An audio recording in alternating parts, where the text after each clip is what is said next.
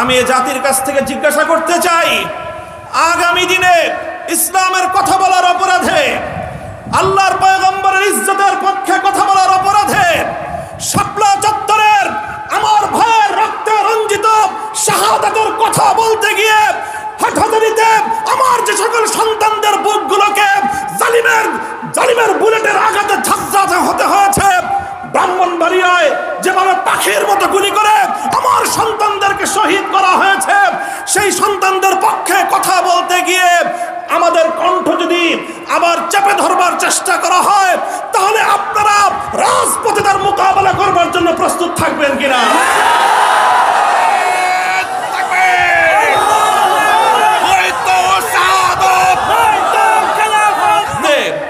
এদেশে ইসলামকে উপড়ে ফেলার সকল ষড়যন্ত্রকে রুখার জন্য যদি এর চেয়ে বড় ত্যাগ এবং কোরবানির প্রয়োজন হয়, হাসি মুখে আমরা সেই ত্যাগ করতে প্রস্তুত রয়েছি। জীবন দিতে হলে জীবন দিতে প্রস্তুত রয়েছি। সন্তানদেরকে যদি এতিম করতে হয় সেজন্য আমরা প্রস্তুত রয়েছি। স্ত্রীদেরকে যদি বিধবা করতে হয় সেজন্য আমরা প্রস্তুত রয়েছি। মায়ের বুক যদি আমাদের খালি করতে হয়, আমাদের মায়েরা বুক খালি করে চোখের অশ্রুতে তাদের কলিজার টুকরা সন্তানদেরকে মাটির নিচে খোদার হাতে সুপর্দ করবে। কিন্তু ইসলামের জন্য, ইসলামের বিপক্ষ কোন শত্রুর সাথে এক মুহূর্তের জন্য আপোষ করতে প্রস্তুত নয়।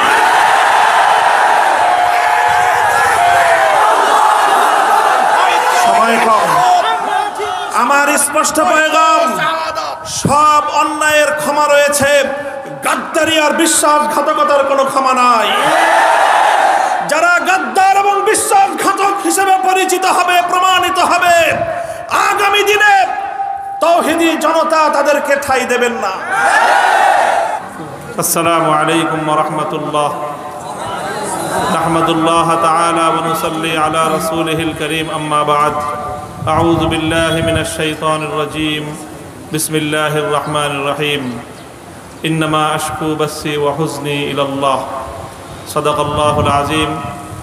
আমির হেফাজত, বাংলাদেশের আলেমকুল শিরোমণি, এদেশের 18 কোটি তাওহীদি জনতার আধ্যাত্মিক রাহবার শাইখুল ইসলাম আল্লামা শাহ মুহিবুল্লাহ বাবুনগরী হাফিজাহুল্লাহ তাআলার আয়োজনে আজ আমাদেরকে এই সম্মাননা প্রদানের উপলক্ষে আয়োজিত সমাবেশে উপস্থিত হযরত উলামায়ে কেরাম, প্রাণপ্রিয় তাওহীদি জনতা, হেফাজতে ইসলাম বাংলাদেশের স্থানীয় ও প্রত্যন্ত অঞ্চল থেকে আগত আমার প্রাণপ্রিয় নেতাকর্মী ভাইয়েরা, সংক্ষিপ্ত কয়েকটি কথা।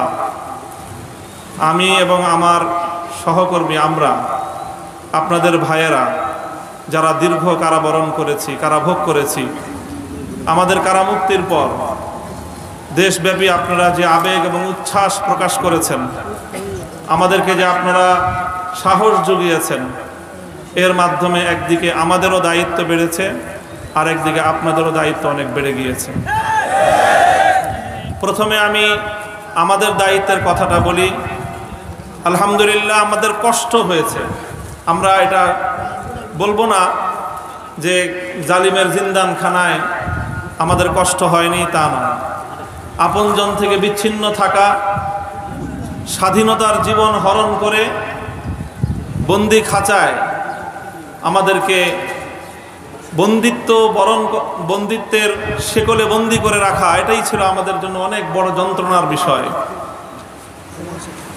সেই বন্দিত্ব থেকে মুক্তির পর দেশব্যাপী হেফাজতে ইসলামের নেতাকর্মীরা এবং সারা দেশের দলমত নির্বিশেষে সকল শ্রেণী ও পেশার তাওহীদি জনতা যেভাবে কারামুক্ত হেফাজত নেতৃবৃন্দকে উচ্ছ্বাসের সাথে, আবেগের সাথে বরণ করে নিয়েছেন, তাতে আমরা বুঝতে পারছি যে আমাদের আগামী দিনে আমাদের দায়িত্ব অনেক বেশি। এবং আলহামদুলিল্লাহ, আল্লাহ পাক রব্বুল আলামিনের নিকট আফিয়াত চেয়ে আল্লাহ আমাদের জন্য সহজ করুন এই দোয়া করে শপথের বাণী উচ্চারণ করতে চাই।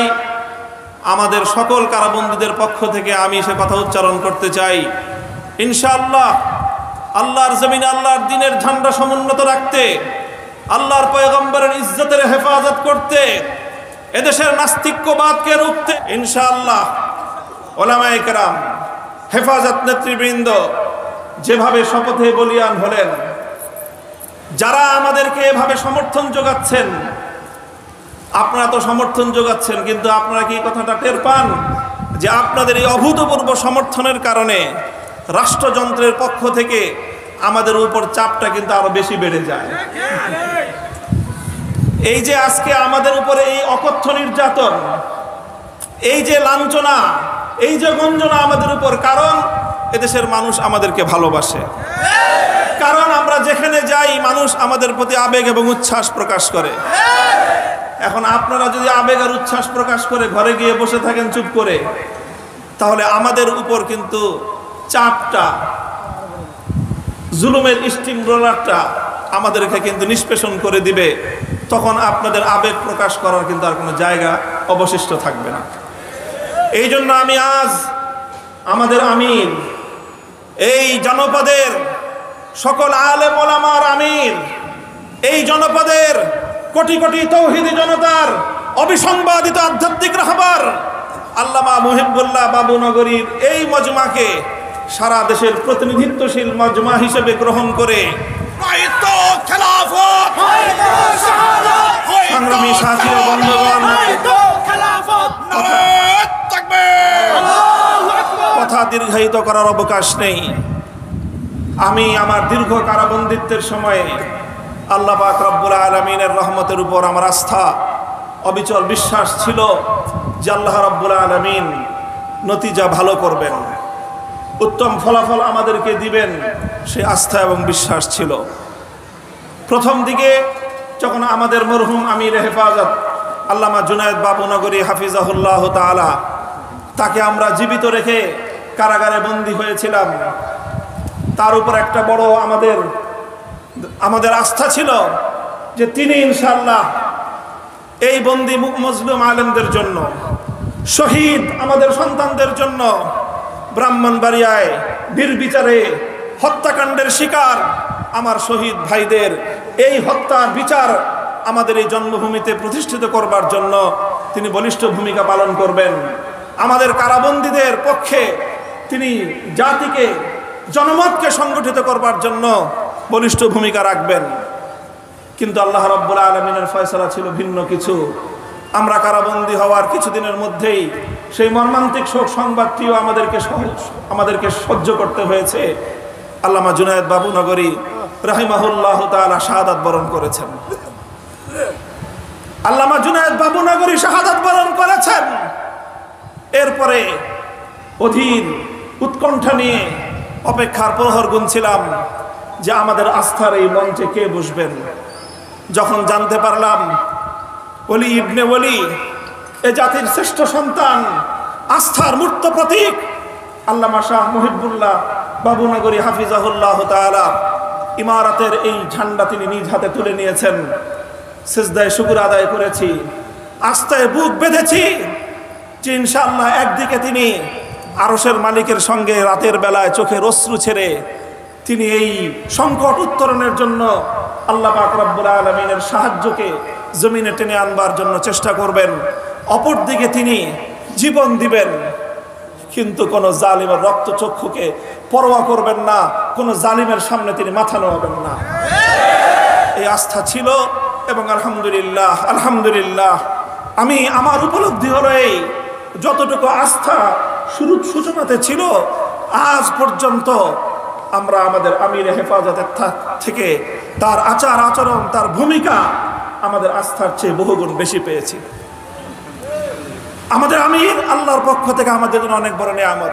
ইনশাআল্লাহ আমির হেফাজতের হাতকে যদি আমরা এভাবে শক্তিশালী রাখতে পারি, এদেশে আমাদেরকে জুলুম করতে পারবে, আমাদেরকে গুলি করে হত্যা করতে পারবে, কারাগারগুলোকে আমাদেরকে দিয়ে ভরপুর করতে পারবে। বাংলাদেশে কারাগারে সর্বমোট আসন হলো 70,000। কয় হাজার? আমরা শাপলা চত্বরে গিয়েছিলাম, কমপক্ষে হলো 20 থেকে 25 লক্ষ। 70,000 হেফাজতের কর্মীরা কারাবন্দী হবে, কিন্তু জালেমের সামনে মাথা নোয়াবে না।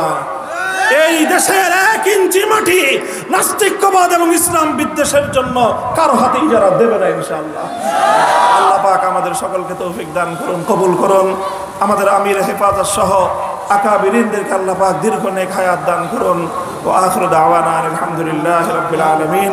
আসসালামু আলাইকুম ওয়া রাহমাতুল্লাহ।